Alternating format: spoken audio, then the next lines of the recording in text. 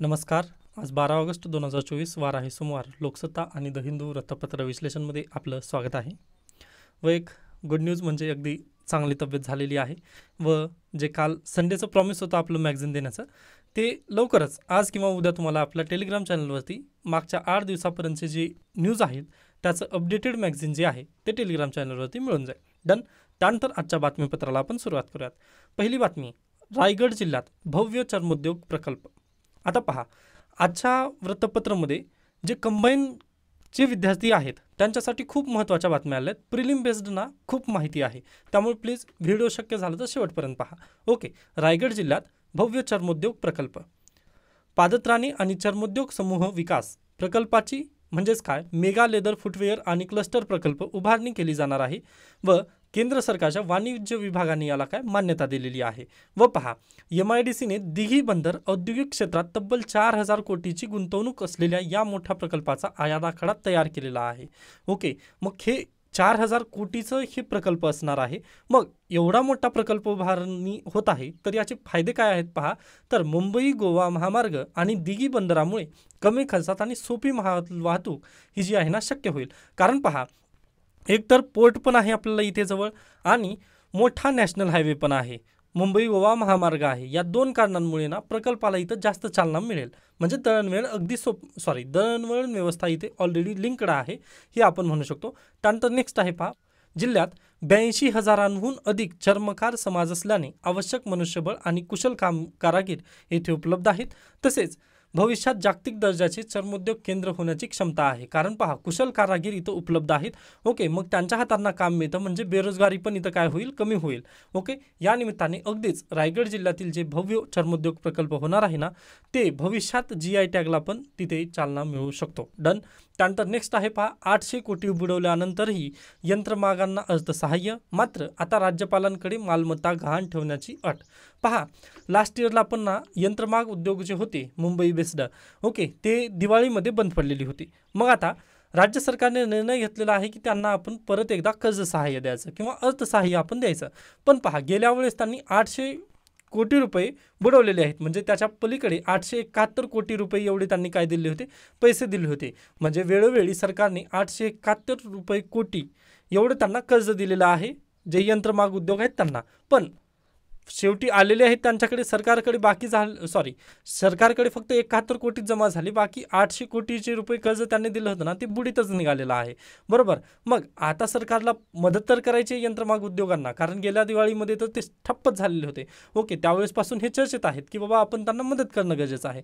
पण पहा, आता 800 कोटी आपली बुडालेली आहेत. मग आता जर निर्णय घेतला व आत्ताच आपण नवनवीन योजनांना वगैरे पैसे दिलेले आहेत, त्यामुळे राज्य सरकारची तिजोरी तर खळखळाट ऑलरेडी आहे. मग यासाठी त्यांनी काय निर्णय घेतला आहे पहा, जे यंत्रमाग उद्योगांना यांनी सहाय्यता देणार आहेत त्यांना काय करायचं आहे, त्या जे यंत्रमाग उद्योगाचे जे मालक असतील त्यांना त्यांची मालमत्ता जी आहे किंवा त्या मालमत्तेचे जे कागदपत्र आहेत ते राज्यपालांच्या नावाने गहाण ठेवायचं आहे. डन. मग जर तशा पद्धतीने राज्य सरकारकडे त्यांची अगदीच मालमत्ता जर गहाण ठेवण्यात आलेली असेल तरच आम्ही काय देऊ, त्यांना अर्थसहाय्य देऊ, असं राज्य सरकारचा निर्णय आलेला आहे. मग पाहूयात आता खरंच हे होईल का. ओके. कारण पहा, अगदी असं जर म्हटलात ना तर थोडंसं प्रॉब्लेमॅटिक ती सिच्युएशन होऊ शकेल. कारण बेसिकली जर पाहिलात तुम्ही प्रायव्हेट सेक्टरमध्ये पण अशाच पद्धतीने होतं ना.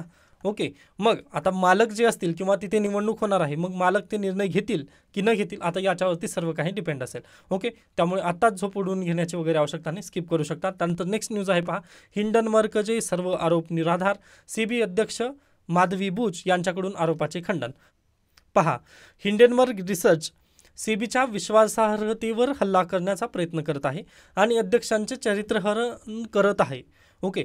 अशा पद्धतीचे ते 2 आरोप आहेत. आता या दोन्ही आरोपांना माधवी बुच आणि त्यांचे पती या दोघांकडून पण त्यांनी आरोपाचं त्या खंडन केलेलं आहे. पण आता विश्वासार्हतेवरती इथं हल्ला करण्यात आलेला आहे पहा. ओके. त्यामुळे शक्य झालं तर अगदीच निष्पक्ष इथं जांच होणं तर गरजेचं आहे असं आपण म्हणू शकतो. कारण पहा, प्रॉब्लेम असा आहे की वेळोवेळी जर अशा पद्धतीच्या रिपोर्ट येत असतील व आता अगदी याच्यामध्ये तथ्य आहे तथ्य नाही याबद्दल आपल्याला डीपमध्ये जायचं नाही, पण पहा इथे आपल्यासारख्या सामान्य जनतेचे पैसे नक्की डुबतात. कारण पहा, आता आता जर तुम्ही अदानी समूहांचं जर एक शेअर जर पाहिला तर अगदी 4,000 रुपयापेक्षा तर जास्त किमतीचं असेल. आज मी काही ते अपडेटेड वगैरे पाहिलं नाही, पण ज्यावेळेस 2023मध्ये पहिल्यांदा आली होती ना रिपोर्ट, त्यावेळेस मी पाहिलेलं होतं. तर पहा, आता 4,000 रुपयाला जर हे असेल व लगेच आता एका व्यक्तीकडे 3 शेअर आहेत, बरोबर, म्हणजे 12,000 रुपये त्याचे अदानी समूहामध्ये गुंतलेले आहेत. म्हणजे आता हे आपल्यासारख्या सामान्य कुटुंबाचा मी विचार करतोय, बाकी लार्ज फॅक्टरी तर आपल्याला डिस्कस करायचं नाही. पण एकाच वेळी पहा, जर हिंडनबर्गची जर रिसर्च आली व रिसर्च आल्यानंतर जे मोठे जे शेअरवाले वगैरे आहेत ना, ते लगेच पळून जातात. मग म्हणजे काय, या शेअरची व्हॅल्यू होते व 1,000 रुपयेच एवढी व्हॅल्यू होते. 4,000चं शेअर 1,000 रुपयाला येऊन जर बसलं तर मग इथं आपल्यासारख्या सामान्य कुटुंबातील व्यक्तींचा किती रुपयेचा लॉस आहे, 3,000 रुपयेचा लॉस आहे. व जर मी 3 शेअरमध्ये जर गुंतवलेले असले, माझे 12,000 जर गुंतवलेले असते तर 3 त्रिक 9,000 रुपयेचा इथं मला लॉस होतो. व मी जर आता पळून जायचं जर म्हटलं तर मला फक्त 3,000 रुपयामध्ये 3 शेअर माझे विकावे लागतील. मग अशा पद्धतीने इथं प्रॉब्लेमॅटिक सिच्युएशन इथं तयार होते. मग यासाठी पहा, एकदाच केंद्र सरकारने पण 100% पूर्ण निष्पक्ष जांच ह्या प्रकरणामध्ये करणं खूप गरजेचं आहे. आणि आता पहा, आपल्यासारख्यांचा जो पैसा आहे त्यावरती अशाच पद्धतीने पाणी फिरत जाईल. आता पहा, म्हणजे आज सोमवार आहे, आज शेअर मार्केट परत एकदा चालू झालं. मग शेअर मार्केट परत चालू झाल्यानंतर पहा काय होतील, आपल्याला ते सिच्युएशन नक्की सांगता येतात. ओके, त्यानंतर आपण पुढे जाऊयात. त्यानंतर पुढे चला, माजी परराष्ट्रमंत्री नटवरसिंह कालवश. आता ही जी न्यूज आहे ती नेक्स्ट पेजवरती आपण पाहणारच आहोत. त्यानंतर पुढे जाऊयात आपण. देशभरात महिलांच्या श्रम भागीदारीत 14% वाढ. महाराष्ट्रातील स्थिती आपण पाहूयात थोडंसं. देशातील आघाडीच्या राज्यांमध्ये समावेश होणाऱ्या महाराष्ट्रातील श्रम भागीदारामध्ये महिलांचे प्रमाण 40%च आहे. ओके, हे लक्षात ठेवा, 40% महिला काम करतात आपल्याकडे. डन. पण 2017-18मध्ये राज्याचे प्रमाण किती होते, 30.8% होते. त्यात 2022-23 असायला पाहिजे होतं. 2022-23मध्ये 10% म्हणजे 40.7% एवढी त्यामध्ये वाढ झालेली आहे. 10% ही फक्त वाढ आहे. इथं त्यांनी 14% म्हटलेत, पण 10% ती वाढ झालेली आहे. डन. पण शेजारील तुम्ही राज्य जर पाहिलात तर छत्तीसगडमध्ये 50% आहे, मध्य प्रदेशमध्ये 44% आहे, तर आंध्र प्रदेशमध्ये पहा 45% आहे. म्हणजे महाराष्ट्रापेक्षा प्रमाण अधिक आहे छत्तीसगड, महाराष्ट्र आणि आंध्र प्रदेशचे. आता या राज्यांना तुम्ही जर बेसिस वाईज जर घेतलात, आता पहा, याचं बेस्ट उदाहरण जर म्हटलं ना मी, तर हा आपला प्यारा भारत आहे व प्यारा भारताच्या बाजूला जो आता सध्याला अनरेस्ट आहे तो बांगलादेश. बांगलादेशाची GDP अगदी चांगली होती असं भरपूर वेळेस म्हणण्यात यायचं पूर्वी, पण तिथं लोकशाही वगैरे तशा पद्धतीने अस्तित्वात होती का, किंवा आज जे अनरेस्ट चालू आहे ते GDPला अनुरूप आहे का, मग तर बिलकुल नाही. अगदी तशाच पद्धतीची सिच्युएशन आहे. पहा, फक्त आकडेवारी म्हणून आपण खुश व्हायचं नसतं कधी पण. तर अगदी तसंच पहा, छत्तीसगड, आंध्र प्रदेश किंवा मध्य प्रदेश यांची आकडेवारी दिसायला चांगली आहे, पण ते महाराष्ट्रासारखे डेव्हलप्ड आहेत का, की बहुना पहा, महाराष्ट्राची आज लोकसंख्या ना या 3 राज्यांपेक्षा जास्त आहे, बरोबर. आणि इंडस्ट्री लेवलवरती पण तिथं जास्त असल्यामुळे दुसऱ्या राज्यामधून आपल्या राज्यामध्ये जे स्थलांतरण आहे ना त्याचं प्रमाण जास्त आहे. अगदीच पहा, उत्तर प्रदेश असू द्या, बिहार असू द्या, येथून जे नागरिक आहेत ना ते मोठ्या प्रमाणात पुरुष यांचं प्रमाण जास्त आहे महाराष्ट्रामध्ये, बरोबर. म्हणजे स्थलांतर करून महाराष्ट्रामध्ये पुरुषांचं प्रमाण जास्त आहे, बरोबर. त्या नात्याने पहा, 60% पुरुष इथं महाराष्ट्रामध्ये काम करतात व जे 40% उर्वरित महिला इथं काम करत आहेत. हे आपलं बेसिकली लक्षात घेणं गरजेचं आहे. बाकी पहा, छत्तीसगडमध्ये 50% आहे, ते मान्य आहे. कारण पहा, छत्तीसगडमध्ये आज देखील कशावरती त्यांना डिपेंड राहावं लागतं, तर माइन्स कामावरती. ओके, म्हणजे आदिवासी बहुल तिथे काय आहे, क्षेत्र आहे. व जिथे जिथे आदिवासी क्षेत्र आहे ना तिथे जास्त करून माइन्स आहेत. कशाच्या, तर लोह खनिज. ओके, लोह म्हणजे आयर्नच्या तिथे जास्त माइन्स आहेत, बरोबर. मग माइन्समध्ये ना स्त्री आणि पुरुष दोन्ही पण काम करतात. कारण पहा, जे आदिवासी जमात वगैरे होता ना त्यांच्या जमिनी बळकावण्यात आल्यात माइन्ससाठी. मग माइन्ससाठी त्यांच्या जमिनी गेलेल्या असल्यानंतर मग जे महिला असो वा पुरुष असो व ते बहुतांश करून आदिवासी आहेत, मग त्यांना त्याच्यापेक्षा दुसरीकडे जाऊन राहण्यासाठी वगैरे त्यांच्याकडे काही पर्याय वगैरे दिलेला आहे का, तर बिलकुल नाही. त्यासाठी पहा, 50%चं जी छत्तीसगडमध्ये प्रमाण दिसतं ना त्याचं एकमेव कारण तेच आहे की बा तिथे काय झालेलं आहे, तर माइन्समध्ये स्त्री आणि पुरुष दोन्ही काम करतात, कारण त्यांच्याकडे शेती राहिलेली नाही. डन. त्यानंतर आंध्र प्रदेशमध्ये पण तसंच आहे व पुढे गेल्यानंतर मध्य प्रदेशमध्ये पण आपल्याला माहितीच आहे. ओके, स्त्रियांची स्थिती जी आहे ना तिथं बिकट आहे. त्यामुळेच लाडली बहना योजना जी होती ती तिकडं आणण्यात आलेली होती. डन. मग त्याचीच कॉपी आपण काय केलं आहे, महाराष्ट्र राज्याने पण केलं आहे. आय होप तुम्हाला हे सर्व काही स्थिती समजत आहेत. म्हणजे पहा, एखाद्या राज्याची फक्त टक्केवारी चांगली आहे म्हणून आपण तिथं म्हणणे करू शकत नाही की त्यांचा विकास पूर्णतः झालेलाच आहे. ओके, मला हेच सांगायचं होतं. कारण पहा, छत्तीसगडमध्ये जर तुम्ही पाहिलात ना, आता अगदीच द हिंदूमध्ये आणखीन 1-2 महिन्याने एक लेख येईलच, किंवा म्हणजे दरवर्षी येतात त्यामुळे म्हणतोय मी. कारण तिथे पहा प्रॉब्लेम अशी आहे ना, जे स्त्री आणि पुरुष माइन्समध्ये काम करत आहेत ना, त्यामुळे त्यांच्या जे लंग्स आहेत ना, लंगचे कॅन्सरचे प्रमाण तिथं जास्त आहे. व मला आठवत आहे की लंग कॅन्सरबद्दल आपण एक वेळेस हे घेतलेलं आहे, आर्टिकल ऑलरेडी डिस्कस केलेलं आहे. ओके. मग पहा स्त्री आणि पुरुष माइन्समध्ये काम करत असल्यामुळे लंग कॅन्सरचं पण प्रमाण छत्तीसगडमध्ये वाढलेलं आहे. किंबहुना तिथं त्यांचं जे जीवनमान आहे त्याचं पण जीवनमानाचा दर आहे ना, तो खूप कमी आहे छत्तीसगडमध्ये. ते नेमकं कारणं आहेत. आय होप हा पॉईंट तुम्हाला समजलेला असेल. आता याला ना मी आपला डेटा पॉईंट म्हणजे मॅगझिनमध्ये मी टाकणार आहे. तिथून पण ज्या वेळेस आपल्याला महिलांबद्दलचा लेख वगैरे लिहिता येईल त्यावेळेस तुम्ही ही आकडेवारी टाकू शकता नक्कीच. डन. त्यानंतर पुढे चला. ब्रिटनमध्ये मुलांना फेक न्यूज ओळखण्याचे धडे. आता ही जी बातमी आहे ना, ती मला द हिंदूमध्ये तुम्हाला लिंक करून द्यायची आहे. त्यामुळे प्लीज लक्षात ठेवा ही बातमी. ब्रिटनमध्ये मुलांना फेक न्यूज ओळखण्याचे धडे देण्यात येणार आहेत. म्हणजे एज्युकेशन पॉलिसीमध्ये त्यांनी काय बदलाव करत आहेत. ओके.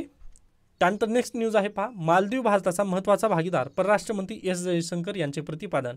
व पहा आता अगदीच याच्यापूर्वी पण मी म्हटलेलं आहे व मालदीवबद्दल आपण 2-3 वेळेस आता चर्चा होत आहे. आज तिसऱ्यांदा ही चर्चा होत आहे. पण यामध्ये ना एक अगदी चांगली गोष्ट म्हणजे पहा, मालदीव जेव्हा आंतरराष्ट्रीय 911 हा नंबर जेव्हा डायल करते ना, तेव्हा प्रतिसाद देण्यास भारतच आघाडीवर असेल असे मालदीवचा विश्वास आहे.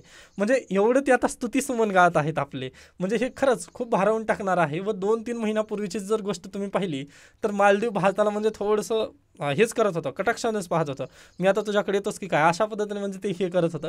पण त्यांना भारताची किंमत समजली आहे, ही चांगली खूप गोष्ट आहे असं आपण म्हणू शकतो. त्यामुळे बांगलादेश आता अगदीच आजच्या पण न्यूजपेपरमध्ये बांगलादेशबद्दल लेख आलेला आहे. पण आता त्याबद्दल जास्त चर्चा करू नये असं माझं तेच म्हणणं आहे. असं का म्हणत आहे तर मालदीवचं पण तेच झालं ना, बरोबर म्हणजे ते ह्याच्यात आलेले आहेत किंवा भारत चांगला देश आहे किंवा म्हणजे भारताकडेच आपलं काही सर्व जे आहे ना ते तिथंच आहे असं त्यांना पण नक्कीच समजून येईल. त्यामुळे just wait and watch. Okay. सर्व काही ठीक होईल असं आपण म्हणू शकतो. बाकी तर पहा आता अगदीच आपण आता सध्याला पहा निगेटिव्ह आता सगळे काय करूयात आपण म्हणजे आता पहा एक उदाहरण देणार आहे मी. तर आज घडीला 2024 ऑगस्ट चालू आहे बरोबर. मग आता आपण ना नुसते निगेटिव्ह न्यूज पाहत आहोत बांगलादेशच्या विरोधात. ओके. पण तुमचं पेपर कधी आहे, पुढल्या वर्षी सप्टेंबर महिन्यामध्ये मेन्सचं पेपर असेल तुमचा बरोबर 2025. मग मला सांगा अगदी डिसेंबर 2024 येताच बांगलादेशची स्थिती तशी होईल की लगेच मालदीव ज्या पद्धतीने आपल्या भारताकडे आलं ना, अगदी तशाच पद्धतीने पॉझिटिव्ह होऊन जर बांगलादेशसोबतचे आपले रिलेशन जर पॉझिटिव्ह झाले तर मग पुढल्या वेळेस हा असा प्रश्न येईल का निगेटिव्ह चर्चाबद्दल, तर बिलकुल येणार नाही ना. त्यामुळे झोप उडवण्याची आताच गरज नाही असं माझं बिलकुल मत असेल. पहा त्यानंतर अगदीच जर तुम्ही याला आणखीन जर थोडंसं इंटरनॅशनल रिलेशनबद्दल वगैरे जर चर्चा करायची म्हटलं तर याच्यापूर्वी पण म्हटलेलं आहे 6 महिन्याचे न्यूज तुम्हाला फक्त विचारण्यात येतात. ओके. मागच्या 6 महिन्यामधील जे महत्त्वाच्या न्यूज असतात ते GS मेन्स परीक्षेला तिथं विचारले जातात. बाकी जास्त आवश्यकता नाही. आतापासूनच तुम्ही GS किंवा इंटरनॅशनल रिलेशनची तयारी करणं आत्ताच आवश्यक नाही. हां, पण जे PSIRचे विद्यार्थी आहेत ना त्यांच्यासाठी तर हे मस्ट असेल किंवा कशा पद्धतीने भारताचं बायोलॅटरल रिलेशनशिप जे आहे ते डेव्हलप होत आहे. ओके.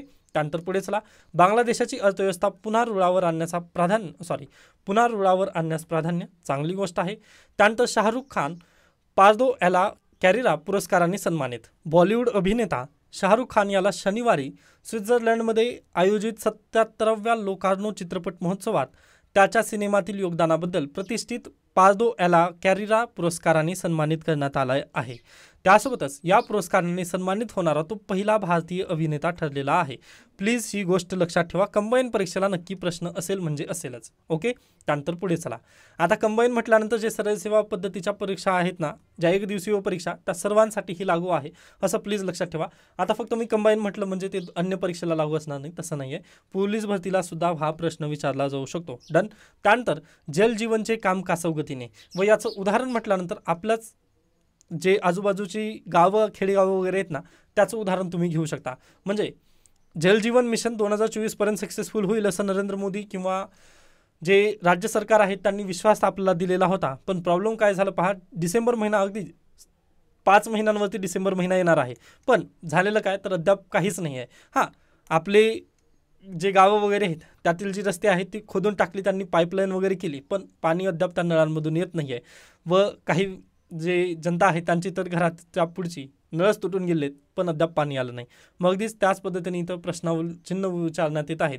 व एका आमदारांचं पण म्हणणं आहे पहा की कामाची चौकशी व्हावी व दोषींवर कारवाई केली जावी असं त्यांची मागणी आहे. व हे खूप गरजेचं आहे पहा, कारण कंत्राट दिले यांनी सर्व काही झालं पण पाणी अद्याप येत नाही आहे.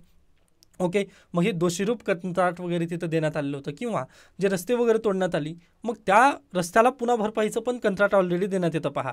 ओके, ज्यावेळेस पहा आता एखाद्या वेळेस आता तुम्ही म्युनिसिपॅलिटी आपल्या जिल्ह्याच्या ठिकाणी जी महानगरपालिका असते ना त्याचं तुम्ही उदाहरण घ्या. आता ज्यावेळेस सर्वांना माहिती असेल जिओ 5G लॉन्च करणार होता ना जिओ, त्यावेळेस ते अशा बाजूने पहा हे करत होते, काय म्हणतो FTTHच्या लाईन वगैरे तिथून टाकण्यात येत होत्या, म्हणजे अंडरग्राऊंड लाईन्स वगैरे तिथे टाकण्यात येत होत्या बरोबर. मग त्यावेळेस ना आपल्या महानगरपालिकेचे संपूर्ण जे रस्ते आहेत ना ते फोडण्यात आले.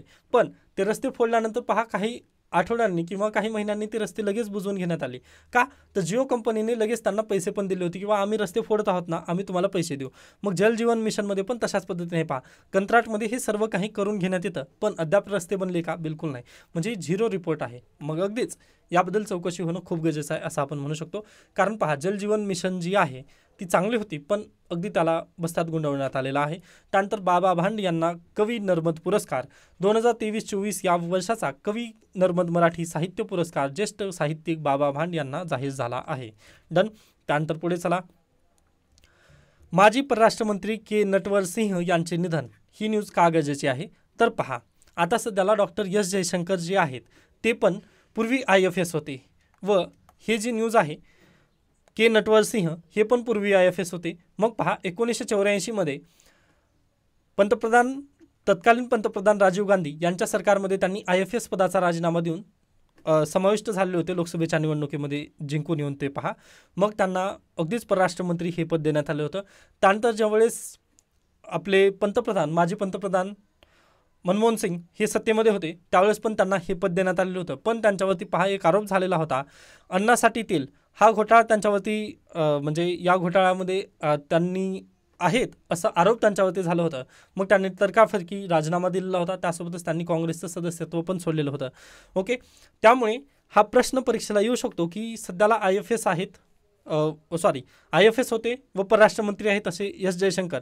मग अगदीच त्याच बेसिसवर जर तुम्ही पाहिलात तर के नटवर सिंह हे पण तशाच पद्धतीने होते. म्हणजे पहिल्यांदाच आहेत का एस जयशंकर तर बिलकुल नाही, त्यांच्यापूर्वी पण के नटवर सिंह असे होते ज्यांनी IFS म्हणून पण कार्यभार पाहिलेला आहे व अगदीच पुन्हा परराष्ट्रमंत्रीपदी पण त्यांनी काम पाहिलेलं आहे.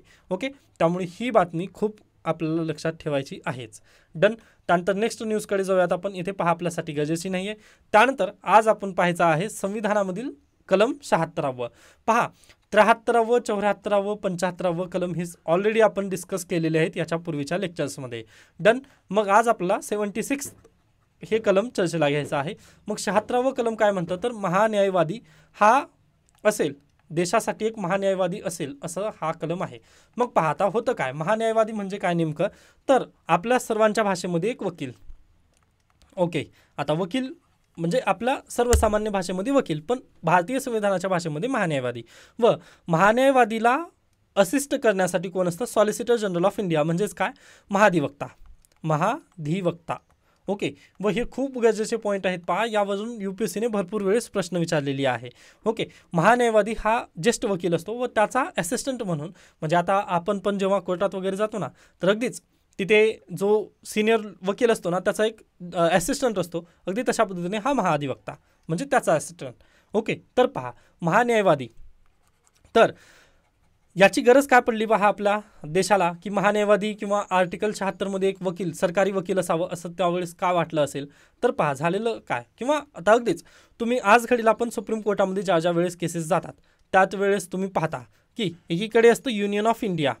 ओके, आता परवा दिवशीच तुम्ही लेक्चर आठवा, त्यामध्ये Ranjit Singh versus Union of India ही केस आपण डिस्कस करत होतो. व ती केस कशाबद्दलची होती तर बेसिकली द ग्रेट बस्टर्ड याबद्दलची ती केस होती. Ranjit Singh versus Union of India, व इथं घेऊयात आपण रणजित सिंह.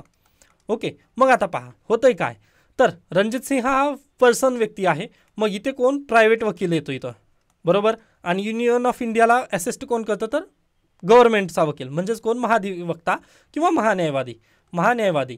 पण सध्याला कोण करतात तिथं सॉलिसिटर जनरल तुषार मेहता, म्हणजे महाधिवक्ता तिथं असिस्ट करतात. म्हणजे कोणती पण जर जनरल केस असेल ना तर तिथे आपले सॉलिसिटर जनरलच उपस्थित असतात.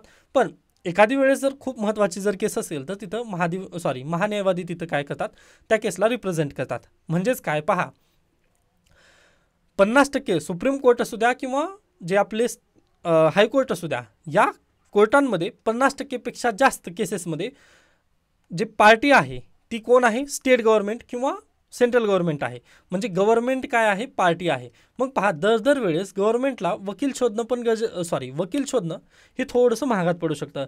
यामुळे यांनी काय केलं की परमनंटली आपला एक वकील असावा असं त्यांनी ठरवलं. मग यासाठीच हे महान्यायवादी असतं. मग आता काय करतात महान्यायवादी, पहा ही जी केस आहे Ranjit Singh versus Union of India, मग या केसला प्रायव्हेट वकील ज्या पद्धतीने असिस्ट करतात, एकीकडे गव्हर्नमेंटचं पक्ष मांडण्याची बाजू कोण करतात, आर्टिकल 76 मधून येणारे आपले महान्यायवादी अशा पद्धतीने ते बाजू मांडतात सुप्रीम कोर्टाच्या समोर. ओके, त्यासोबतच पहा, अगदी वकील या नात्याने आता आपण एखादा जर मित्र असेल, वकील मित्र जर असेल तर पहा, पोलीस स्टेशनमध्ये जर मला अटक झाली तर मी काय करेन, माझ्या वकील मित्राला फोन लावेल, बाबा मला जमानत करून घे, मी पोलीस स्टेशनमध्ये अटक झालेलं आहे, असं मी डायरेक्टली त्याला म्हणेल.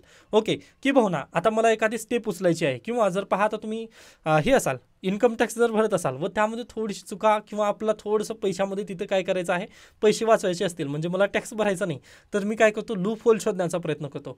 लूप होल शोधत असताना मी कॉल कोणाला करतो, वकिलाला, अरे बाबा मला टॅक्स वाचवायचा आहे, प्लीज मला सांग काय करू मी. ओके, मग ते काय करतं, वकील आपल्याला सल्ला देतं की बाबा तू असं LICमध्ये वगैरे इन्व्हेस्ट कर, म्हणजे तिथं काय होईल, गव्हर्नमेंटमध्ये इन्व्हेस्ट म्हणून तिथं काय तुला रिबेट वगैरे मिळेल. ओके, मग ते लूप होल आपल्याला सांगत असतात, बरोबर. ती वकील काय करतात, सल्ला देण्याचं काम करतात. मग ती त्याच धर्तीवर पहा, जे महान्यायवादी असतात ते केंद्र सरकारला सल्ला देण्याचं काम देखील करत असतात. मग याच्या पलीकडे गेल्यानंतर पहा, आता सध्याला जे महान्यायवादी असतील यांना पदाचा कालावधी देण्यात आलेला आहे का, तर बिलकुल नाही. राष्ट्रपतींची मर्जी असेपर्यंत ते काय असतात, पदावरती असतात. पण आपल्याकडे कन्सेंट आहे, तर जेव्हा जेव्हा सरकार बदलतं ना त्यावेळेस हे पण महान्यायवादी पण काय देत असतात, राजीनामा देत असतात. ओके, त्यानंतर पहा, महान्यायवादी जे असतात ना त्यांना संसदेमध्ये म्हणजे संसदेच्या कामकाजात सहभागी होता येतं, फक्त त्यांना मत देता येत नाही. त्यानंतर समितीमध्ये पण ते असतात. ओके, समितीमध्ये त्यांचं स्पष्ट मत वगैरे ते मांडू शकतात. ओके, असे काही त्यांचे काय आहेत, पॉवर्स आहेत, हे प्लीज लक्षात ठेवा. व UPSCने याच्यापूर्वीच प्रश्न पण विचारलेले आहेत. त्यानंतर पहिले महान्यायवादी कोण होते मग आपल्याकडे, तर अगदीच पहा, मोतीलाल सेटलवाड हे आपले काय होते, पहिले महान्यायवादी होते. आर्टिकल 76 नुसार ते पहिले होते. मग यांनाच आपण काय म्हणतो, मिस्टर लॉ म्हणतो. ओके, परीक्षेला प्रश्न येऊ शकेल, पहा मिस्टर लॉ कोण आहेत आपल्या देशाचे, तर कोण होते, मोतीलाल सेटलवाड व जवाहरलाल नेहरू यांचे जवळचे होते. त्या नात्याने त्यांना ही पद देण्यात आलेलं होतं. Okay, I hope he news तुम्हाला अगदी समजलेली असेल. त्यानंतर पहा, विजय कदम यांचं निधन झालं, त्यानिमित्ताने आता अगदीच इथे पहा, भरपूर त्यांचे काय दिलेत, नाटकं दिलेले आहेत. आता एवढी नाटकं तर आपल्याला लक्षात ठेवू शकत नाही, तरी पहा त्यांची फेमस नाटके टूर एक नाटक आहे आणि अपराध कुणाचा हे त्यांचं पहिलं नाटक आहे. हे 2 नाटकं तरी लक्षात ठेवा. मग आता पहा, UPSC कंबाईनला जर प्रश्न आला, आता नाटकांची भरपूर नावं दिले, जसं की मोरूची मावशी आहे. त्यानंतर आय थिंक भरत जाधव यांचं नुकतंच 444वा प्रयोग त्यांचा नुकतंच झालेला आहे. म्हणजे 4444वा प्रयोग काहीतरी समथिंग असंच काहीतरी कालची न्यूज होती, ती परत एकदा पाहून मी सांगेन. तर तशा पद्धतीने सर्व नाटकांची त्यांनी जर यादी दिली, ओके, तर त्या यादीमध्ये हे नाटक किंवा आता डायरेक्टली प्रश्न विचारतो, भरत जाधव यांचं नाटक आहे एक मोरूची मावशी हे नाटक आहे. ओके, एकच मिनिट द्या, मला हे क्लीन करू द्या. ओके, भरत जाधव यांचं काय आहे, मोरूची मावशी हे नाटक आहे. आता हे माहिती असलेलं मला नाटक आहे त्यामुळे म्हणतोय. मोरूची मावशी हे नाटक कोणाचं आहे असा जर प्रश्न आला व तिथं पहिला ऑप्शन आहे पहा, विजय कदम. आता दुसरं आहे मकरंद नासपुरे. तिसरं आहे विजय कदम करूयात आपण, परत तेच कसं करता येईल आपल्याला. त्यानंतर भरत जाधव करूयात इथे. ओके, भरत जाधव. आणखीन चौथा आहे यापैकी नाही असा आपण तिथं जर पर्याय दिला तर याचं योग्य उत्तर काय येईल मग मला सांगू शकता तुम्ही. तर याचं योग्य उत्तर असेल भरत जाधव. पण आता मोरूच्या मावशीच्या ऐवजी जर दुसरं जर नाटक इथं जर देण्यात आलेलं असेल तर मग त्यावेळेस आपली गफलत होऊ शकते. ओके, मग आता इथे भरत जाधव हे माहिती होतं, त्या नात्याने आपण हा प्रश्न घेतला. पण पहा, परीक्षेमध्ये आपलं एक ट्रिक म्हणजे देण्याचा प्रयत्न करतोय की विजय कदम वरती प्रश्न जास्त विचारले जाऊ शकतात, कारण हे काय आहेत पर्सन इन न्यूज, म्हणजे नुकतंच त्यांचं निधन झालेलं आहे. या नात्याने जर परीक्षेला जर प्रश्न तशा पद्धतीने जर विचारण्यात आलेला असेल तर विजय कदम हा तुम्ही जर तुम्हाला म्हणजे पहा मोरूची मावशी याचं उत्तर मला माहिती होतं, त्यानंतर मी भरत जाधव हे नाव सांगितलं. पण जेणेकरून आपल्याला जर उत्तरच माहिती नसेल किंवा विजय कदम यांचं टुरटूर हे नाटक आहे जर कदाचित तिथं आठवत वगैरे नसेल आणि टुरटूर हे नाटक जर तिथं विचारण्यात आलं तर त्यावेळेस आपण काय डोळे झापून तुम्ही विजय कदम हे तरी तुम्ही नक्की लक्षात ठेवा, जेणेकरून तुम्हाला दुसरे ऑप्शन इलिमिनेट वगैरे होतील. ओके, विजय कदम हे काय पर्सन इन न्यूजमध्ये आहेत सध्याला न्यूजमध्ये, त्या नात्याने प्लीज हे नाव लक्षात ठेवायचं आहे तुम्हाला. ओके, नाटकबद्दल जर प्रश्न विचारण्यात आला तर प्लीज तुम्ही हे नाव तुम्ही लक्षात ठेवून जाल. ओके, त्यानंतर पुढे चला, जुगाडांच्या पलीकडे हा लेख अगदीच ऑलिम्पिकबद्दल थोडासा महत्त्वाचा आहे असं मी म्हणेल. तर पहा, सिमॉन बॉईल्स हे नाव थोडंसं लक्षात ठेवा. MPSC परीक्षेत किंवा कंबाईन परीक्षेत हे नाव तुम्हाला अगदीच विचारलं जाऊ शकेल. सिमॉन बॉईल्स यांचा अगदीच संघर्ष तर राहिलेला आहे, पण यांनी अर्धा डझनला एक कमी म्हणजे 5 मेडल्स त्यांनी या ऑलिम्पिक्समध्ये पटकावलेले आहेत. त्यांचा खेळ आहे पहा जिम्नॅस्टिक, व त्या कुठून येतात तर अगदीच अमेरिका. ओके, जिम्नॅस्टिक खेळामध्ये त्यांना 5 मेडल मिळालेले आहेत, 4 गोल्ड प्लस 1 सिल्वर. हे प्लीज तुम्हाला लक्षात ठेवायचं आहे. ओके, एवढे त्यांनी काय कमाई केलेली आहे या ऑलिम्पिक्स 2024मध्ये, पॅरिस ऑलिम्पिक्स 2024मध्ये. ओके, मग आता पहा यांचा संघर्ष कसा राहिलेला आहे. तर याच्या पूर्वी ना अगदीच त्या अमेरिकेमध्ये म्हटल्यानंतर तुम्हाला माहिती आहे रेसिझम तिथं पण ऑलरेडी आहे. ओके, काळे आणि गोरे तशा पद्धतीने तिथं रेसिझम केला जातो. पण आता अगदीच तुम्ही जर सिमॉन बॉईल्स यांना जर पाहिलात तर अगदीच ह्या आफ्रिकन ओरिजिनच्या आहेत. ओके, मग आफ्रिकन ओरिजिनच्या म्हटल्यानंतर पहा आत्ताच नुकतंच ट्रम्प यांनी एक हे केलेलं होतं, काय म्हणतो एक शब्द त्यांनी उच्चारलेलं होतं की पहा त्यांचं काय म्हणणं आहे, हे आफ्रिकी काळे काम करतात. ओके, ट्रम्प यांनी काय म्हटलं होतं पहा, हे आफ्रिकी काळे कामं करतात असं त्यांनी म्हटलं होतं. मग पहा सिमॉन ज्यावेळेस जिंकल्या ना 4 गोल्ड मेडल आणि 1 सिल्वर मेडल ज्यावेळेस जिंकल्या व ज्यावेळेस पत्रकारांनी त्यांना विचारण्यात आलं त्यावेळेस त्यांनी डोनाल्ड ट्रम्प यांना डायरेक्टली उत्तर दिलेलं आहे. पहा, I love my black job. Okay, Donald Trump काय म्हटले होते, हे आफ्रिकी काळे काम करतात म्हणजे ब्लॅक जॉब्स करतात. तर अगदीच सिमॉन यांनी पण उत्तर तसं दिलेलं आहे की I love my black job. Okay, मग हे झालं रेसिझमला, तर त्या काय झालेल्या आहेत शिकार त्या रेसिझमच्या पण झालेल्या आहेत. त्यामुळे पहा त्या पहिल्या बळी कुठे रेसिझमच्या झालेल्या आहेत, त्यानंतर दुसऱ्या बळी याच्या आहेत पहा, व असे जे आरोप आहेत ना ते भारतात पण नुकतेच झालेले आहेत. कशाच्या तर लैंगिक शोषणाच्या. पहा सिमॉन यांचे जे प्रशिक्षक होते ते टोकियो ऑलिम्पिक दरम्यान त्यांच्यावरती त्यांच्यामार्फत लैंगिक शोषण झालेलं होतं सिमॉनवरती. ओके, मग पहा त्यांनी अगदीच लढा दिला व त्या लढाईमध्ये जिंकलेल्या आपण आहेत. तरी पण पहा या सर्व लढाईमध्ये ना अगदीच त्या मानसिक त्रासातून नक्कीच गेलेल्या आहेत. ओके, आता अगदीच तुम्ही पण पहा ना, अगदी आपल्यावर जर तशा पद्धतीने जर छळ वगैरे झालेला असेल किंवा आता सध्याला कलकत्ता येथील न्यूज आलेली आहे ती खूप भयावह आहे. पहा अगदीच तशा पद्धतीने मानसिक त्रास पण खूप होतं. अगदी तशा पद्धतीने अगदी या मनोरुग्ण पण झालेल्या होत्या दरम्यानच्या काळामध्ये. ओके, पण त्या सर्व गोष्टींमधून त्या सारावलेल्या आहेत व त्यामुळेच पहा या खूप उंच आलेल्या आहेत असं आपण म्हणू शकतो. 4 गोल्ड प्लस 1 सिल्वर म्हणजे खूप मोठी कामगिरी यांनी या पॅरिस ऑलिम्पिकमध्ये करून दाखवलेली आहे. ओके, मग आता हे झालं त्यांच्या वैयक्तिक प्रकरणाबद्दल किंवा म्हणजे त्यांनी कशा पद्धतीने लढाई देत स्वतःला पण जिंकलेला आहे व अगदीच पॅरिस ऑलिम्पिकला पण त्यांनी जिंकलेला आहे असं तुम्ही इथं म्हणू शकता. त्यामुळे परीक्षेला प्रश्न येऊ शकतो की सर्वात जास्त मेडल जिंकणारे खेळाडू कोण आहे, तर अगदीच USAची कोण सिमॉन ह्या आहेत. डन. हा व त्यांचा खेळ कोणता आहे जिम्नॅस्टिकमध्ये त्यांनी हे सर्व काही जिंकलेले आहेत. डन. आता हे झालं आपलं, थोडंसं याला बाजूला ठेवा. परीक्षेला जर प्रश्न आला खेळाडूबद्दल तर हे विचारलं जाऊ शकेल त्यांना त्यांनी. बाकी आता पहा मग ह्या आहेत USAच्या. ओके, व त्याच्याच बाजूला आहे समान स्थितीवर येऊन सोडलेला कोणता देश आहे चायना. मग आता पहा आता अगदीच तुम्ही पाहिला असाल म्हणजे इंस्टाग्रामवरती रील आलेल्या होत्या, भारत का जिंकत नाही आहे मेडल व चायना का जिंकत आहे. मग त्यामध्ये पहा दाखवत होते आपलं की चायना जी आहेत ना ती लहानपणापासूनच अगदीच ट्रेनिंग करून घेत आहे ऑलिम्पिकसाठी लहान मुलांकडून वगैरे ते दाखवत होतं व त्यामुळे चायना जास्त मेडल जिंकत आहे असं त्यामध्ये दिलेलं होतं. ओके, ती बाब आपण त्याला मान्यता दिली. पण USA पण अगदीच चायनाला टक्कर तर USA पण देत आहे ना. पण USAची जर तुम्ही पॉलिसी पाहिला ना तर USAची पॉलिसी तसं नाही आहे. जे तुम्हाला शाळेपासूनच ट्रेनिंग वगैरे दिली जाईल. ओके, पण चायनाची तशी आहे व USA आणि भारताची पॉलिसी पहा समान आहे. ओके, USA आणि भारताची पॉलिसी एकंदरीत रूपात जर पाहिला तर शाळेपासून आपण एखाद्या विद्यार्थ्याला ट्रेनिंग देत नाही की बाबा तुला ऑलिम्पिक्समध्येच जायचं आहे किंवा तुला तेच करायचं आहे तेच करायचं आहे असं आपण प्रेशर करत नाही. आपण काय करत आहोत, फुल्ली लोकशाही देश आहोत. ओके, व हे आपल्या कर्तृत्वातून आपण दाखवून पण देतो. ओके, लोकशाही देश आहोत. लोकशाही देश आहोत म्हणजे पहा अगदी याच्या तत्वांचा पण आपण फॉलोअप करतो. म्हणजे जसं काही लिबर्टी आहे. ओके, लिबर्टी कशाची आहे, मला स्वातंत्र्य आहे, मी स्वतःचा व्यवसाय चूज करू शकतो. आर्टिकल 19चा पण आपल्याला काही इथं हक्क आहे. बरोबर, आर्टिकल 19नुसार मला जे करायचं ते मी करत असतो. अगदी त्याच धर्तीवर पहा अगदीच USA आणि भारताने तसंच ठेवलेलं आहे की डायरेक्टली फोर्सफुली आपण एखाद्याला इंजिनियर किंवा मेडिकल, आता आपले पॅरेंट्स बनवतात ती बाब वेगळी, पण आपण जे डायरेक्टली जर तुम्ही नॅशनल लेवलवरती जर पाहिला तर तुम्हाला ऑलिम्पिक्स मेडलच आणायचे आहेत किंवा आपण प्रेशराईज वगैरे करत नाही. ओके, तर पहा आपण काय करतो USA आणि भारत, तर अगदीच जे विद्यार्थ्यांना ज्या क्षेत्रात त्यांना रस आहे ना ते क्षेत्र निवडू देतो. ओके, व ज्यावेळेस ते मोठे होतात व क्रीडा क्षेत्रामध्ये त्यांची अगदीच जमेची बाजू असते ना, क्रीडामध्ये ते काहीतरी करू इच्छितात असं ज्यावेळेस वाटतं ना त्यावेळेस केंद्र सरकार त्यांना काय देतं, मदत करतात. ओके, पण अमेरिका थोडंसं इथं भारतापेक्षा पुढे जातं. अमेरिकेमध्ये त्याची क्वालिटी जास्त आहे पहा. पण भारत काय करतं, भारत मदत करण्याचं दाखवण्याचा प्रयत्न करतं किंवा इथं फक्त ढोंग केला जातो असं आपण म्हणू शकतो. ओके, आता अगदीच मदत होते, मी मान्य करतोय पहा ही, पण जेवढी क्वालिटीची मदत पाहिजे ना तेवढी इथं होत नाही. मग हेच प्रॉब्लेम आहे किंवा आपण टॅलेंट पण शोधत नाही.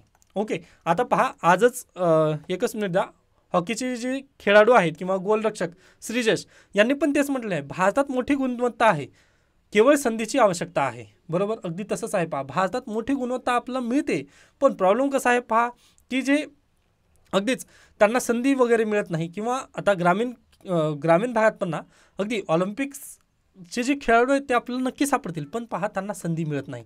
मग हीच तर समस्या आहे. भारतामध्ये प्रॉब्लेम कुठे होते, क्वालिटीची मदत करण्यासाठी ते खेळाडू पण तशा पद्धतीने त्यांना संधी तशा खेळाडूंना इथं प्राप्त होत नाही. प्रॉब्लेम ही आहे. पण अमेरिकेत तशा पद्धतीने क्वालिटीची मदत त्यांना प्रोव्हाइड केली जाते, पण भारतात तिथं बेसिकली होत नाही. हेच थोडंसं एक अभाग्य आपल्या देशाच्या वाटणीला आला आहे असं तुम्ही म्हणू शकता. मग लेखकांनी पण हेच दिलेलं आहे. आता तुम्ही पण काय करायचं आहे, मी याच्या पूर्वीच्या कालच्या असू द्या किंवा याच्या मागच्या पण लेक्चर्समध्ये सांगितलं होतं, ऑलिम्पिक्सवर प्रश्न कसा बनू शकतो. तर ऑलिम्पिक्सवर हाच प्रश्न बनू शकतो की बेसिकली आपल्याला काय चेंज करणं गरजेचं आहे आपल्या पॉलिसीमध्ये. तर पॉलिसीमध्ये चेंजेस काही करायचे नाही, आज जी पॉलिसी आहे ना तीच राहू द्यायची आहे. फक्त आणखीन एक चेंजेस म्हणेल तर हा करायचा आहे किंवा जे खेळाडू आहेत ना त्यांना संधी मिळवून देणं खूप गरजेचं आहे.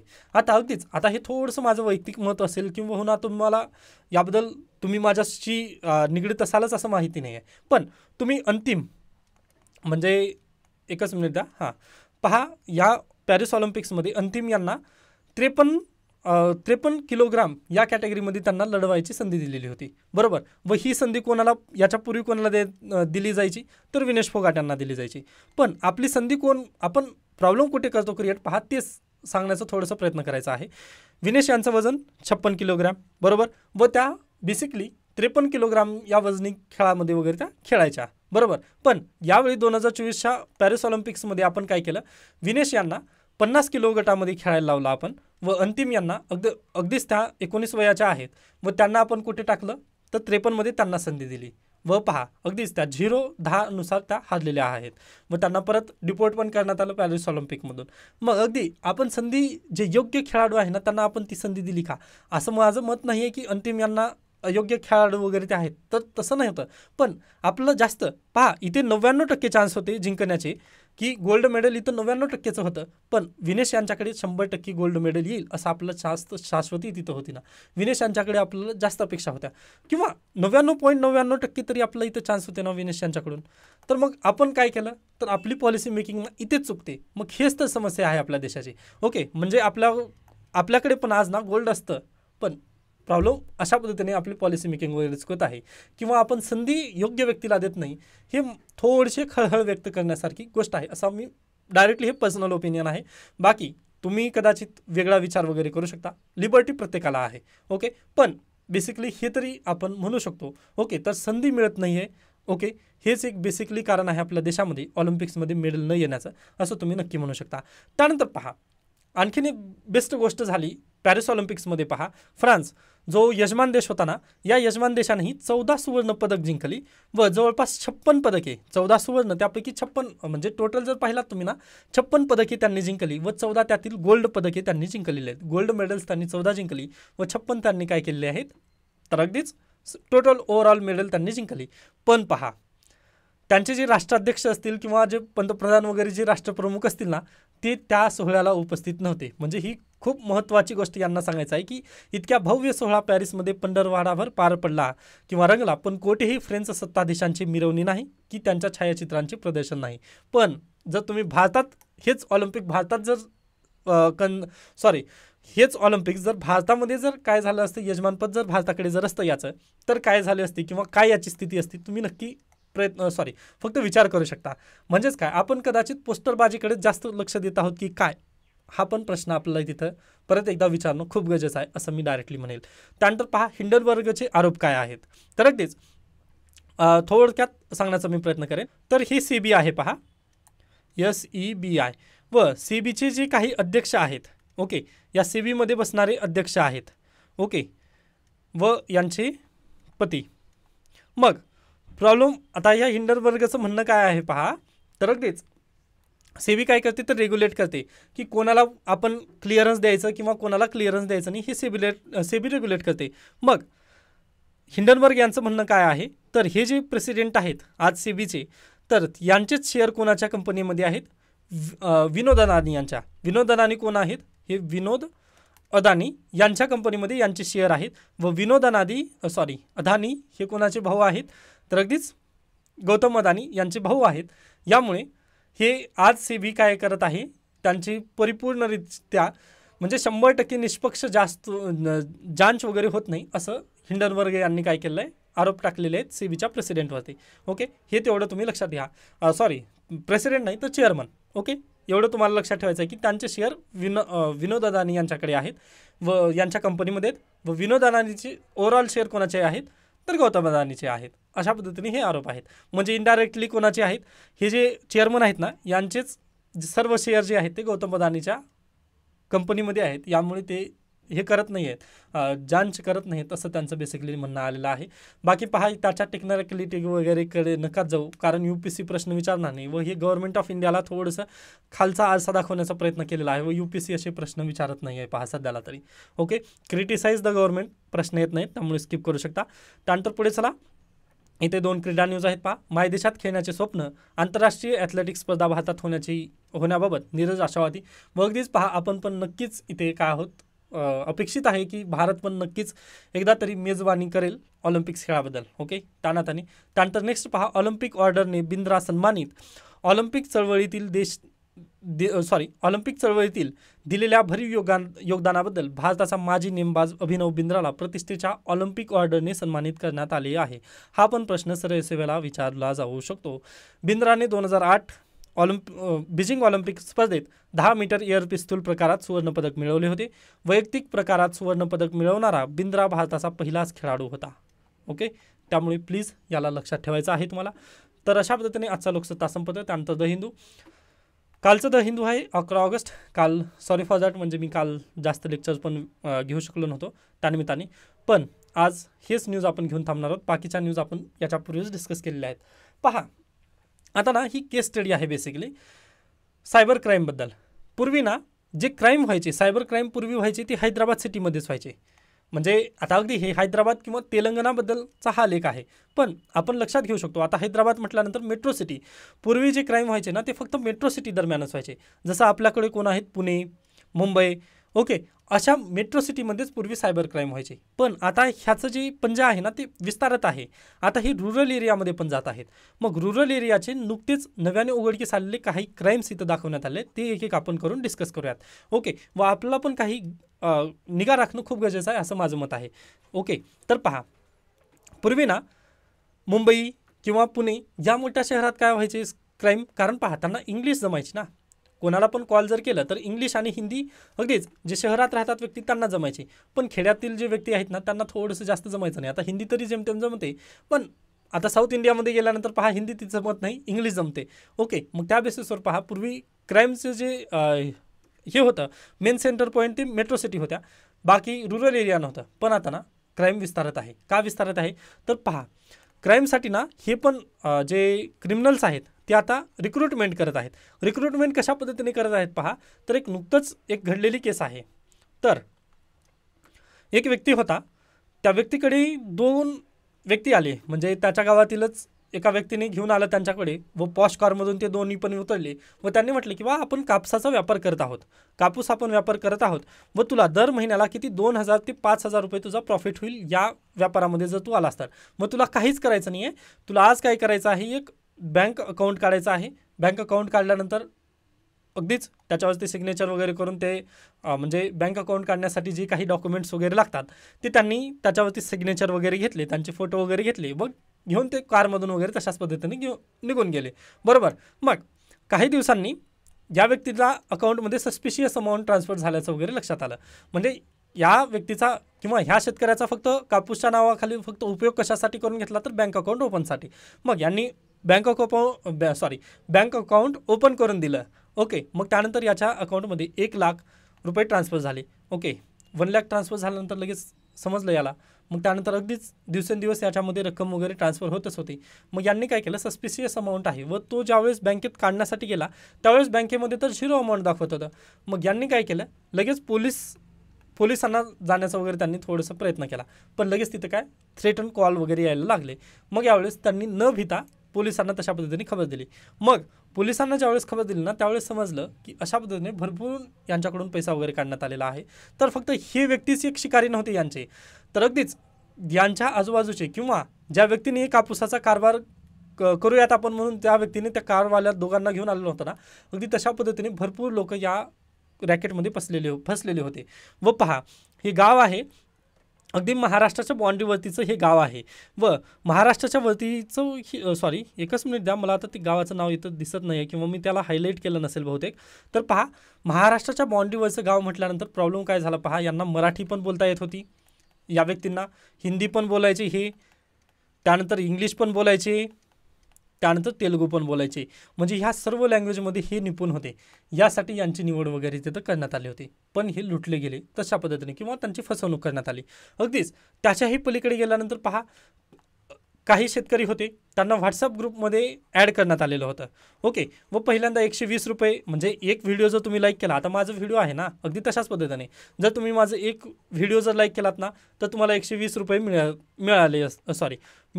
तुम्हाला 120 रुपये तुमच्या बँक खात्यामध्ये ट्रान्सफर केले जायचे, किंवा तुम्ही जर सबस्क्राईब केलात तर 180 रुपये. अशा पद्धतीने ना पहिल्यांदा 1 महिन्यामध्ये त्यांना अशा पद्धतीने भरपूर पैसे वगैरे मिळाले. पण जसं यांची पण लालच वगैरे ज्यावेळेस वाढली, ग्रेडिनेस वगैरे वाढलं, त्यावेळेस यांनी काय म्हटलं की तुम्हाला आता ह्याच्या पुढचं जर म्हणजे अगदीच 1,000 म्हणजे आता जे ऑफर आहेत, आता पहा दिवसाला फक्त 180 रुपये कमवत आहात ना तुम्ही, आता जर दिवसाला तुम्हाला जास्त म्हणजे फक्त एक चॅनल सबस्क्राईब करायचं नाही, तुम्ही दिवसाला जर 100 चॅनल सबस्क्राईब करू इच्छिता, ओके, व 100 व्हिडिओ लाईक करू इच्छिता, जर असं झालं तर पहा 100ला जर लाईक जर मी केली तर 18,000 रुपये माझे कुठेच गेले नाहीत ना. ओके. दिवसाला घर बसल्या मी 18,000 रुपये कमवू शकलो असतो 180 रुपये जर केलं तर आपण. तर अगदी अशा पद्धतीने त्यांनी म्हटले, जर तुम्हाला अशी ऑफर जर पाहिजे असेल तर तुम्ही पहिल्यांदा किती 5,000 रुपये किंवा 10,000 रुपये अशा पद्धतीने आमच्या खात्यामध्ये अमाऊंट ट्रान्सफर करा, असं म्हणून ना काही व्यक्तींना तिथं लुटण्यात आलेलं आहे. पहा ही न्यूज.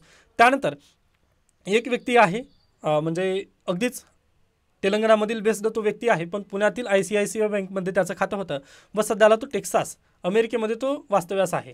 ओके. पण झालं काय पहा, त्याच्या अकाउंटमध्ये जे की पुणे स्थित ICICI बँकेचं अकाउंट आहे, त्याच्या ईमेलवरती फक्त एक KYCसाठी एक डॉक्युमेंट आलेलं होतं, ICICI बँकेनं ते पाठवलेलं. पण त्या व्यक्तीचं ईमेल हॅक झालं. ईमेल हॅक झाल्यानंतर त्यांनी काय केलं पहा, त्यांच्या व्हॉट्सअपवरती 3 दिवसानंतर एक APK फाईल, म्हणजे आता तुम्हाला म्हणतात ना की कोणत्या पण वेबसाईटवरून वगैरे तुम्ही ॲप्लिकेशन डाउनलोड करू नका, तर अगदी तसंच झालं पहा. APK फाईल त्यांना व्हॉट्सअप करण्यात आली व तुम्हाला अगदीच 24 तासाच्या आत ही KYC तुमची करून घ्या असं त्यांनी सुचवलं त्या ॲप्लिकेशनद्वारे. मग त्या व्यक्तीने काय केलं, अगदीच ॲप्लिकेशन वगैरे डाउनलोड केलं किंवा इन्स्टॉल केल्याबरोबर जी अमाऊंट होती 13 लाख रुपये, ओके, ती अमाऊंट लगेच पळवण्यात आली सर्व बँकेमधून. मग पहा अगदी OTP येत होते, पण ईमेल अकाउंट हॅक झालेलं होतं, त्यांचं जे SMS सिम कार्ड आहे ते हॅक झालं होतं. हे संपूर्ण हॅक वगैरे झाल्यामुळे पहा त्यांना काहीच करता येत नव्हतं. व अमेरिकेमधला डे टाईम तो वेगळा व भारतातला डे टाईम वेगळा. मग त्यांनी पहा अमेरिकेमध्ये जेव्हा दिवस असतं त्यावेळेस भारतामध्ये रात्र. यामुळे प्रॉब्लेम काय झाली पहा, ज्यावेळेस त्यांनी इकडं कॉल करण्याचा प्रयत्न केला की बाबा माझं बँक अकाउंट सील करा तुम्ही, पण त्यावेळेस बँक झोपलेली होती. मग त्यामुळे पहा त्यांना काहीच करता आलं नाही. व ज्यावेळेस हे सर्व यांनी म्हणजे जे हैदराबादची जी पोलीस आहे यांनी सर्व जे ट्रेल्स पाहिले ओके की पैसा कुठं कुठं गेलेला आहे, तर त्यांना लक्षात आलं जी पहिल्यांदा मी शेतकऱ्याची कथा सांगितली होती की कापसासाठी त्यांना बँक अकाउंट काढायला लावलं होतं. मग अशा पद्धतीने पहा एका व्यक्तीच्या अकाउंटमधून पैसे घेतल्यानंतर पहा हे अमाऊंट दोन अकाउंटमध्ये ट्रान्सफर होते. आता अगदीच आपण जर 10 रुपये काढले एखाद्याच्या अकाउंटमधून तर इथं 5 रुपये 5 रुपये अशा पद्धतीने. मग इथून पहा 2 म्हणजे इथं 2.5 रुपये 2.5 रुपये म्हणजे असे भरपूर ट्रेल्स तिथं त्यांना मिळाले. म्हणजे ट्रेसच करता येत नाही. ओके, जे सायबरची जी पोलीस आहे ना त्यांना ही अमाऊंट ट्रेस करता येत नाही. एवढं त्यांनी काय केलेलं आहे, यांचा जाळा जो आहे ना तो खूप मोठा पसरलेला आपल्या इथं बेसिकली दिसत आहे. त्यामुळे पहा आता अगदीच एकदा पैसे गेले ना तर मानसिक त्रास खूप होतो. आता 13 लाख रुपये जाणं म्हणजे नॉट अ जोक, खूप मानसिक त्रास वगैरे इथं बेसिकली होत असतो. ओके, त्यामुळे पहा जेवढं शक्य होईल ना तेवढं सायबर हल्ल्यांपासून आपणच स्वतःहून सुरक्षित राहिलेलं बरं.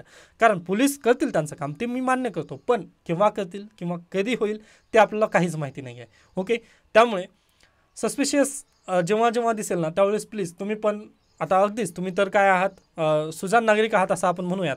तर पहा सुजाण नागरिक या नात्याने तरी तुम्ही सस्पिशियस किंवा लिंक जे असतील किंवा थ्रेटन जे ॲप्लिकेशन वगैरे असतील ना त्यावरती प्लीज क्लिक करू नका किंवा तशा पद्धतीने कोणालाही KYC डिटेल्स वगैरे तुमचे सांगू नका.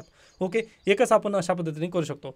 किंवा आता पॉलिसी लेवलवरती जर तुम्हाला काय करायचं असेल असा जर प्रश्न विचारण्यात आला तर आपण काय म्हणू शकतो, जसं USA मध्ये पहा ब्रिटनमध्ये काय करत आहेत आता फेक न्यूज कसं ओळखायचं हे शिकवलं जात आहे ना, तसंच आपल्याकडे डिजिटल साक्षरता देणं खूप गरजेचं आहे. अन्यथा पहा डिजिटल लिटरसी आपलं वाढवणं खूप गरजेचं आहे असं आपण म्हणू शकतो. कारण आज घडीला आपला प्रत्येकाच्या हातामध्ये स्मार्टफोन आहे पण आपण स्मार्ट नाही आहे. त्यामुळे प्रत्येकजण स्मार्ट होणं गरजेचं आहे. यासाठी डिजिटल लिटरसी रेट वाढवायचा आहे. ओके, व ते वाढवण्यासाठी प्रत्येकाला आपण अगदीच कॉल SMS किंवा जे होईल त्या पद्धतीने आपल्याला काय करायचं आहे तर त्यांना म्हणजे हे करायचं आहे अपडेटेड वगैरे त्यांना ठेवायचं आहे असं आपण म्हणू शकतो. ओके, आय होप तुम्हाला हा लेख अगदी योग्यरित्या समजलेला असेल. बाकी पहा अगदी द हिंदूमध्ये पण दुसऱ्या न्यूज कामाच्या नव्हता, कारण काल संडे होतं व संडेला एडिटोरियल नसतं, त्यामुळे मी ही केस स्टडी घेतलेली आहे. ओके, इथं सर्व त्यांचे स्टेटमेंट वगैरे दिलेत, शक्य झालं तर तुम्ही वाचून घेऊ शकता. ओके, आता इथे आपण थांबूयात. धन्यवाद.